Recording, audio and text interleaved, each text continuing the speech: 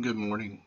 So continue today with the Pilgrim's Progress with the continuation of the next day after his discourse with the three ladies. Now he will get up and go from here.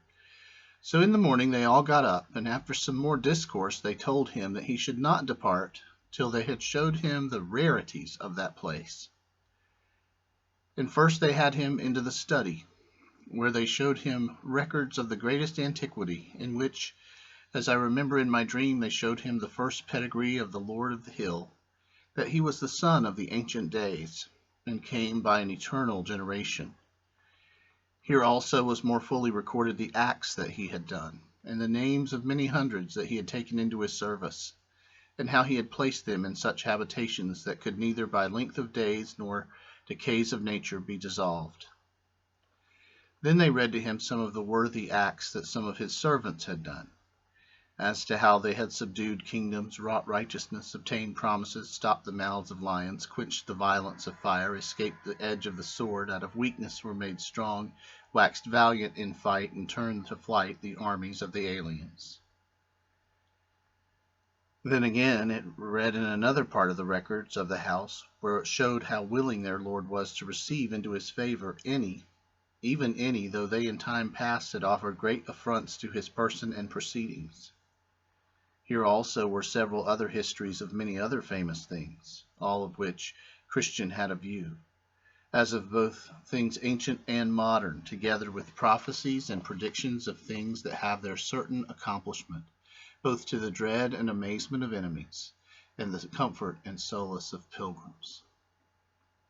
The next day they took him, and had him into the armory, where they showed him all manner of furniture which the Lord had provided for pilgrims, as sword, shield, helmet, breastplate, all prayer, and shoes, that would not wear out. And there was here enough of this to harness out as many men for service of their Lord as there be stars in the heaven for multitude. They also showed him some of the engines with which some of his servants had done wonderful things. They showed him Moses' rod, the hammer and nail with which Jael slew Sisera, the pitchers, trumpets, and lamps too, with which Gideon put to flight the armies of Midian. They showed him the ox's goad, wherewith Shamgar slew 600 men. They showed him also the jawbone with which Samson did such mighty feats.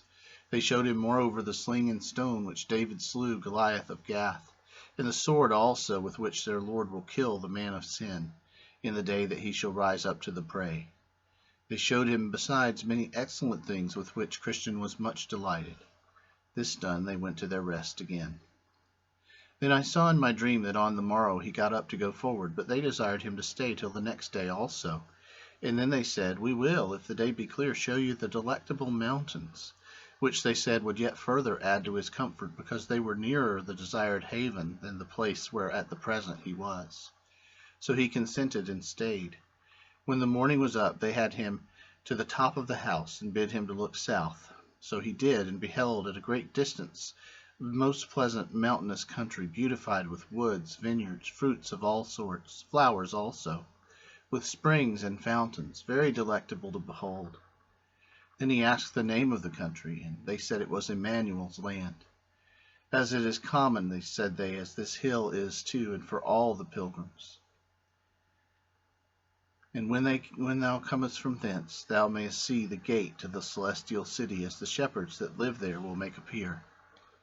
Now he bethought himself of setting forward, and they were willing that he should go. But first they said, Let us go again into the armory. So they did.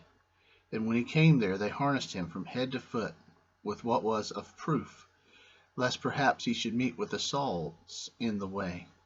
He therefore, thus accoutred, walked out with his friends to the gate, and there he asked the porter if he saw any pilgrims pass by.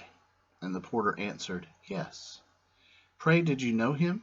And the porter said, I asked his name, and he told me it was Faithful. Oh, said Christian, I know him. He is my townsman, my near neighbor. He comes from the place where I was born. How far do you think he may be before? He has got by this time below the hill, said the porter. Well, said Christian, good porter, the Lord be with thee, and add all thy blessings much increase, for the kindness that thou hast showed to me. Then he began to go forward. But discretion, piety, charity, and prudence would accompany him down to the foot of the hill. So they went on together, reiterating their former discourses till they came down to the hill. And said Christian, as it was difficult coming up, so far as I can see, it is dangerous going down. Yes, said Prudence, so it is, for it is a hard matter for a man to go down into the valley of humiliation, as thou art now, and to catch no slip by the way. Therefore, said they, are we come out to accompany thee down hill. So he began to go down, but very warily, yet he caught a slip or two. Then I saw in my dream that these good companions, when Christian was gone down to the bottom of the hill, gave him a loaf of bread, a bottle of wine, and a cluster of raisins, and he went on his way. But now in this valley of humiliation poor Christian was hard put to it, for he had gone but a little way before he espied a foul fiend coming over the field to meet him. His name was Apollyon. Then did Christian begin to be afraid, and to cast in his mind whether to go back or whether to stand his ground. But he considered again that he had no armor for his back, and therefore thought that to turn the back to him might give him greater advantage with ease to pierce him with his darts. Therefore he resolved to venture and stand his ground. For he thought, had I no more in mine eye than the saving of my life, 'twould be the best way to stand. And so tomorrow we'll see the conflict between Christian and Apollyon, and we are glad at this point that Christian has been equipped with his armor. Of course, you heard in this passage many scriptural allusions there to Ephesians 6, the armor of God, so necessary to Christians, and he, being so equipped by his friends, is ready now for the battle. And then we also heard a snippet there from Hebrews 11, speaking of those who, when they're reading of the acts of the servants of the king, they find those who had subdued kingdoms and wrought righteousness, and etc. That clear reference to Hebrews 11 there. So again, just some very powerful and encouraging areas here for us to consider as Christian begins to make his way into the valley of humiliation. And a little hint here, a little foreshadowing. There's a wonderful friend that has come into view, Faithful, who will take a much more prominent place in the story as we go forward. So get our first sight of Faithful and Christian equipped with his armor. So even though very difficult days are ahead, there's resources from God for Christian for this fight. Thanks for watching. I hope you have a great day.